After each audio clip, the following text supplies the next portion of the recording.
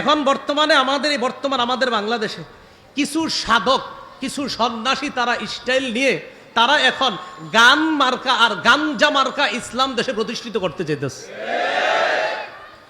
যেটার প্রধান হলো গাঞ্জুট্টি হওয়া শর্ত, মানে যেটা তাদের ভাবধারা যে না এরকম হওয়া উচিত। এবং বলছে কোরআন কি দলিল, কি বলতেছে কোরআন কি দলিল, তো কি দলিল? গাঞ্জা দলিল। তো এরকম কিছু লোক চাইতেছে যে না, আবার বলতেছে গান হারাম, এটা কোরআনের কোথায় আছে? তাহলে কি নজর ইবনে হারেস ইরান থেকে কিছু গায়িকা ক্রয় করে আনছে, কিছু গান গল্প মিথ্যা গল্প ক্রয় করে আনছে। উদ্দেশ্য কি? কোরআন না শুনে যেন তারা কি শুনে? গান শুনে আর মিথ্যা গল্প শুনে।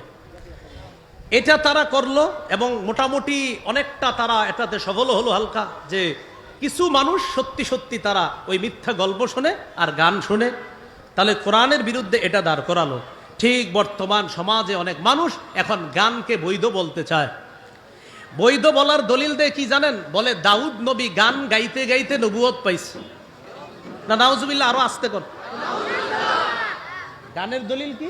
দাউদ নবী গান গাইতে গাইতে নবুয়ত পাইছে। এটা কোনো লিখিত বক্তব্য না, এটা মুখের কথা, ভিডিও আছে। দাউদ নবী গান গাইতে গাইতে কি পাইছে? দলিল নিচে কোত্থেকে জানেন? বুখারীতে মিজমার আছে একটা, এই মিজমার মানে মনে করছে গান। এখানে সহিহ বুখারীর 5048 নম্বর হাদিস। এই হাদিসের মধ্যে আছে রাসূল সাল্লাল্লাহু আলাইহি সাল্লাম তার সাহাবী আবু মুসা রাদিয়াল্লাহু তাআলা আনহুকে বলেন, আবু মুসা লাকাদ উতিতা মিজমারুম মিন মাজামিরি আলি দাউদ, দাউদ নবীর কণ্ঠস্বর যেমন সুন্দর তোমাকেও তেমন সুন্দর কণ্ঠ দেওয়া হয়েছে। এই কণ্ঠকে এখানে নিয়েছে কি? যে দাউদ নবীর গান যেমন সুন্দর তোমারও গান তেমন সুন্দর। এটা কারা দলিল দিচ্ছে? যারা গানকে বৈধ করতে চায়।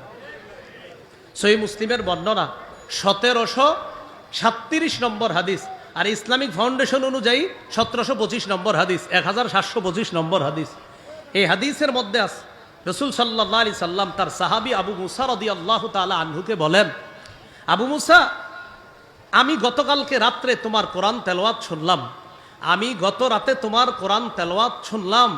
তুমি যদি জানতে যে আমি তোমার পাশে কোরআন তেলাওয়াত শুনছিলাম, জানো তোমার কোরআন তেলাওয়াত শুনে আমার কি মনে হয়েছে? লাকাদ উতিতা মিজমারুম মিন মাজামিরি আলি দাউদ, দাউদ নবীকে যেমন সুন্দর একটা কণ্ঠ দেওয়া হয়েছে, এটার মাধ্যমে তিনি জাবুর তেলাওয়াত করতেন, তোমাকেও এমন সুন্দর একটা কণ্ঠ দেওয়া হয়েছে। উদ্দেশ্য কণ্ঠ না গান? উদ্দেশ্য কণ্ঠ না গান? এই কণ্ঠরে বানাইছে গান। সহিহ বুখারীর বর্ণনা, বলেন কোন কিতাবের? বলেন 5590 নম্বর হাদিস।